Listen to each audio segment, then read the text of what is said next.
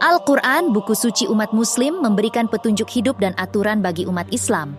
Nabi Muhammad SAW menerima wahyu Al-Quran dalam bahasa Arab langsung dari Allah Subhanahu wa Ta'ala. Al-Quran bukan hanya sebagai sumber hukum utama bagi umat Islam, tetapi juga mengandung banyak pengetahuan seperti ilmu astronomi dan lainnya. Al-Quran dianggap sebagai mukjizat yang diberikan kepada Nabi Muhammad SAW. Selain sebagai penutup dari kitab-kitab sebelumnya, Al-Quran juga berperan sebagai panduan ilmu. Di dalamnya terdapat banyak rahasia yang terungkap, salah satunya terdapat pada surah Al-Hadid atau besi. Mengapa besi, suatu unsur kimia dengan simbol Fe, menjadi nama suatu surah dalam Al-Quran? Apa keistimewaan besi yang membuatnya disebutkan dengan cara ini? Allah Subhanahu wa Ta'ala mengungkapkan rahasia besar ini, sebagaimana disampaikan dalam firman-Nya. Sungguh, kami benar-benar telah mengutus rasul-rasul kami dengan bukti-bukti yang nyata, dan kami menurunkan bersama mereka kitab dan neraca, keadilan, agar manusia dapat berlaku adil. Kami menurunkan besi yang mempunyai kekuatan hebat dan berbagai manfaat bagi manusia, agar Allah mengetahui siapa yang menolong agamanya dan rasul-rasulnya, walaupun Allah tidak dilihatnya. Sesungguhnya Allah Maha Kuat lagi Maha Perkasa. Quran Surah Al-Hadid, ayat 25. Ayat itu menyebutkan kata wa anzalnal hadida yang berarti kami menurunkan besi.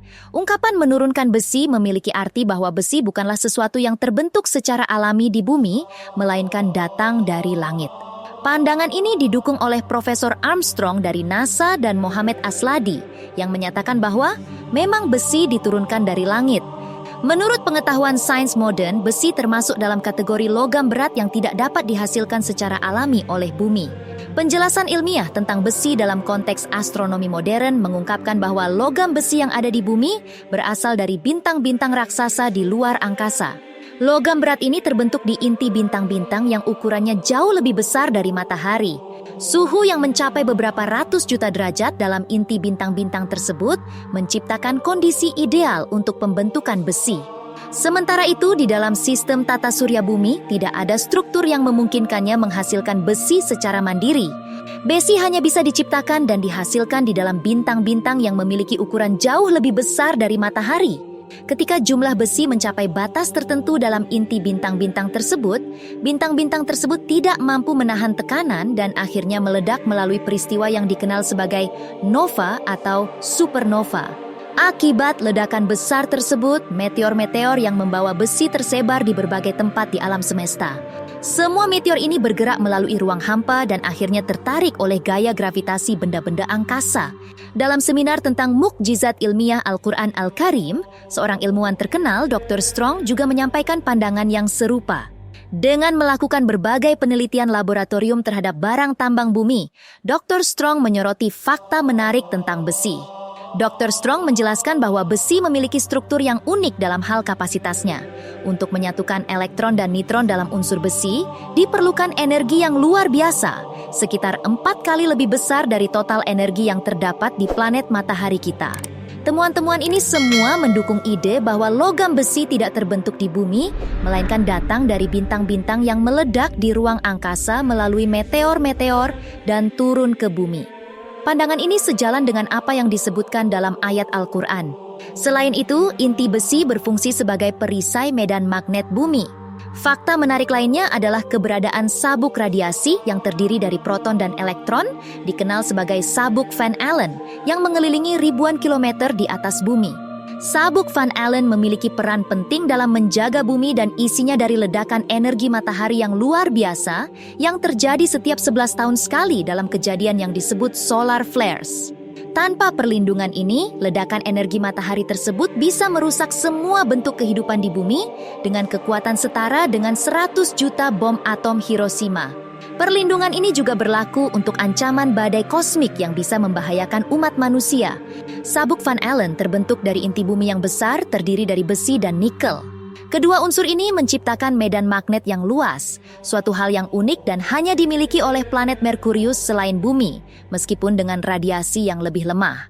Dari sini, kita bisa memahami kenapa besi dijadikan judul suatu surah dalam Al-Quran. Inti besi dan nikel ini membentuk perisai elektromagnetik yang kuat untuk melindungi makhluk bumi. Al-Quran ingin menyampaikan bahwa besi tidak terbentuk di bumi, melainkan langsung diturunkan dari langit untuk digunakan oleh manusia. Hubungan antara unsur berat besi, Fe57, dan surah Al-Hadid yang memiliki nomor urut 57 juga terkait dengan elemen kimia dalam tabel periodik. Penting bagi manusia untuk memahami sifat kimia besi agar bisa benar-benar menghargai makna surah Al-Hadid yang ditempatkan pada nomor 57. Secara ilmiah, unsur besi memiliki 4 jenis isotop yaitu 54, 56, 57, dan 58.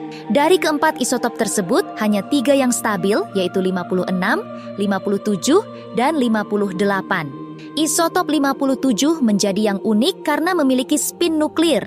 Kesamaan ini sesuai dengan nomor surah Al-Hadid yang berada pada urutan ke-57.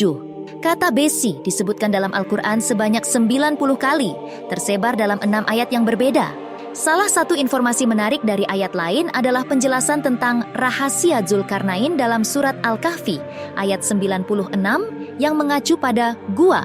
Ayat tersebut menceritakan tentang pintu besi yang dibangun oleh Zulkarnain di antara kedua puncak gunung yang suatu saat akan hancur saat kiamat semakin dekat. Ayat tersebut menjelaskan bagaimana Zulkarnain meminta potongan-potongan besi dan kemudian mengolahnya. Dalam surah Al-Kahfi ayat 96 Allah berfirman, "Berilah aku potongan-potongan besi." Hingga ketika potongan besi itu telah terpasang sama rata dengan kedua puncak gunung itu, dia, Zulkarnain, berkata, "Tiuplah api itu." Ketika besi itu sudah menjadi merah seperti api, dia pun berkata, "Berilah aku tembaga yang mendidih agar kutuangkan ke atasnya besi panas itu." Quran Surah Al-Kahf ayat 96. Sungguh benar-benar telah kami anugerahkan kepada Daud karunia dari kami. Kami berfirman, "Wahai gunung-gunung dan burung-burung, bertasbihlah berulang kali bersama Daud.